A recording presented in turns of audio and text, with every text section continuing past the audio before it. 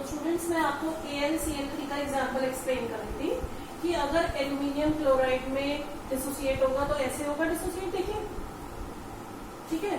Aluminium की question बनाइए, aluminium 3 plus 3 electron giving aluminium.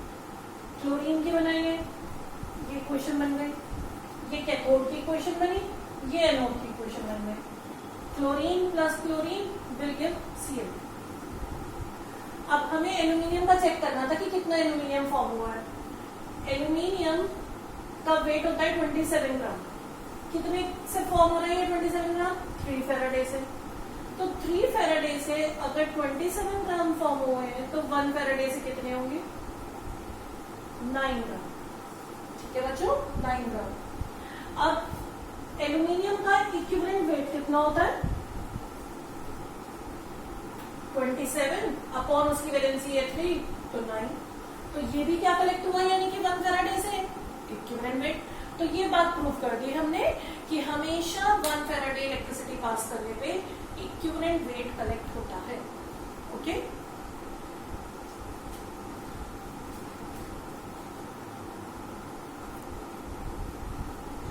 अब हम बच्चों नेक्स्ट टॉपिक स्टार्ट करते हैं। इलेक्ट्रोलिसिस में ही है, मतलब नेक्स्ट सब टॉपिक। एग्जाम्पल्स लेते हैं हम कुछ इलेक्ट्रोलिसिस के। जैसे अब हम फर्स्ट एग्जाम्पल ले रहे हैं इलेक्ट्रोलिसिस ऑफ मोल्टन NaCl। हम इसमें ये दिखाएंगे कि किसी इलेक्ट्रोलाइट की इलेक्ट्रोलिसिस होती है तो क्या क्या फॉर्म होता है। तो इसको लिखने का क्या तरीका है बच्चों? पहले आप इलेक्ट्रोलाइट लिख दो, करंट पास हो रहा है, वो आयंस में डिसोसिएट होता है। ठीक है, कैथोड पे हमेशा क्या जाएगा? कैटायन। कैटायन वहां जाकर क्या करेगा? एक इलेक्ट्रॉन एक्सेप्ट करेगा, मेटल बना देगा। एनोड पे क्या जाएगा? एनायन। एनायन क्या करेगा? इलेक्ट्रॉन लूज करेगा और क्या बना लेगा? Non metal. एक क्लोरीन तो एग्जिस्ट करता नहीं, तो 2 क्लोरीन एटम कंबाइन होकर क्या बना लेंगे? 1 मॉलिक्यूल ऑफ Cl2। इसी या तो आप ये दोनों इक्वेशन लिख दो और या फिर एक सिंगल इक्वेशन लिख दो एक साथ, तो कोई इफेक्ट नहीं पड़ रहा, एक ही बात है। तो मेटल कलेक्ट हो गया और एनोड पे क्या कलेक्ट हो गई? Gas collect. तो इलेक्ट्रोलिसिस को रिप्रेजेंट करने का ये तरीका होता है। वैसे इलेक्ट्रोलिसिस से रिलेटेड थ्योरेटिकल क्वेश्चन कम आता है एग्जाम में। अगर आपके एनसीईआरटी में भी जैसे एक क्वेश्चन है ऐसा कि what will be the product of electrolysis of molten NaCl, suppose ये क्वेश्चन है, तो क्या कलेक्ट हो रहा है? Metal is collected at cathode and chlorine gas at anode. बस ये आंसर हो गया। बट ये आंसर आपको कब पता चलेगा? जब आप ये क्वेश्चंस लिखना सीख जाएंगे। ठीक है, और एग्जांपल लेते हैं। Electrolysis of molten lead bromide. पहले क्या करना है बच्चों? हमें इलेक्ट्रोलाइट को डिसोसिएट कराना है। करंट पास होने पे डिसोसिएट होगा। डिसोसिएट करने का बच्चों एक और तरीका क्या होता है, आप ध्यान दीजिए। ये वैलेंसी एक्सचेंज कर दो। Pb की वैलेंसी क्या हो जाएगी? ये 2, Pb 2 प्लस एक्सचेंज कर दो और 2 Br इधर ले आओ और इसका चार्ज इधर ले जाओ -1। Pb 2 प्लस और इसका 1 इधर -1। ये कर दिया डिसोसिएट। अब कैथोड पे क्या इक्वेशन बनेगी? कैथोड पे क्या होगा? कैटायन जाएगा। कैटायन वहां पे कितना चार्ज है? 2 प्लस, तो 2 इलेक्ट्रॉन एक्सेप्ट करेगा और Pb बना लेगा। ये कितने इलेक्ट्रॉन एक्सेप्ट करता है? जितना चार्ज होता है। एनोड पे क्या होगा? Br माइनस जाएगा, क्या करेगा? कितना चार्ज है? -1, तो एक इलेक्ट्रॉन लूज कर देगा और क्या बनेगा? Br।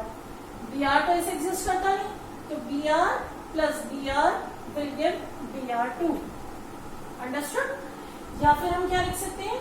2Br minus 2 electron will give Br2। Br2 एक ऐसी गैस है, रेडिश ब्राउन गैस। तो एनोड पे एक रेडिश ब्राउन गैस रिलीज होगी और लेड एक ग्रे मेटल की तरह कैथोड पे कलेक्ट हो जाएगा। तो स्टूडेंट्स, मेन पॉइंट आपको क्या ध्यान रखना है, जो आपको पूरे चैप्टर में ये पॉइंट याद रखना है। कैथोड पे हमेशा क्या होता है? रिडक्शन। एनोड पे क्या होता है? ऑक्सीडेशन। कैथोड पे क्या कलेक्ट होता है? मेटल। एनोड पे नॉन मेटल। रिडक्शन क्या है? Gain of electron. ऑक्सीडेशन क्या है? Loss of electron. Oxidation, loss of electron, reduction, gain of electron. Cathode पे क्या कलेक्ट होगा? हमेशा मेटल बाय रिडक्शन। एनोड पे क्या कलेक्ट होगा? Non metal by oxidation. Okay, और एग्जांपल लेते हैं।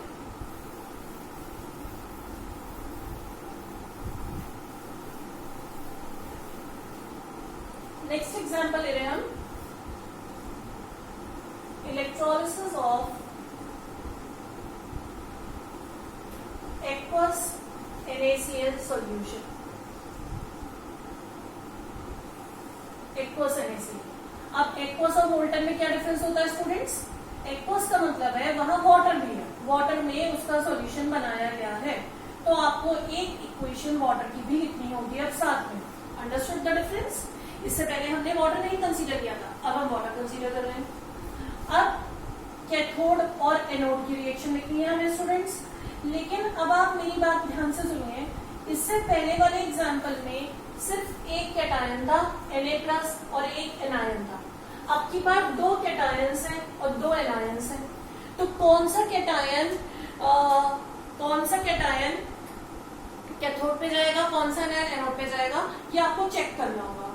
तो ये कैसे डिसाइड करोगे आप? If more than one cation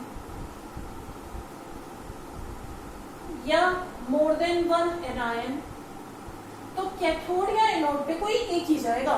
कौन सा जाएगा? Which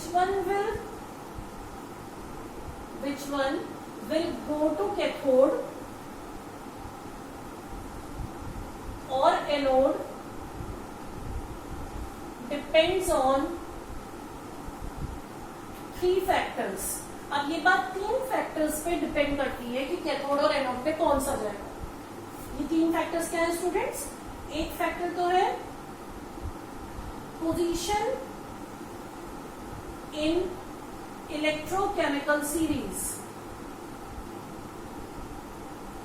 position in electrochemical series.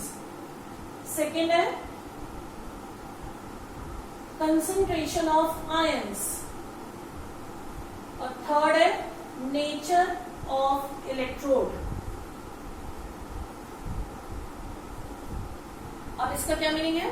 अभी हम आगे चैप्टर में एक सीरीज पढ़ेंगे जिसे बोला जाता है इलेक्ट्रोकेमिकल सीरीज। उसमें बहुत सारे आयंस को अरेंज किया गया है according to their potential values.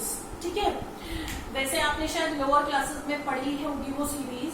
एक एक्टिविटी सीरीज भी होती है, एक उस सीरीज में कुछ मेटल्स अरेंज होते हैं, तो उसमें जो मेटल नीचे आता है वो पहले डिस्चार्ज होता है, जो उसमें जितना नीचे है वो पहले डिस्चार्ज होता है।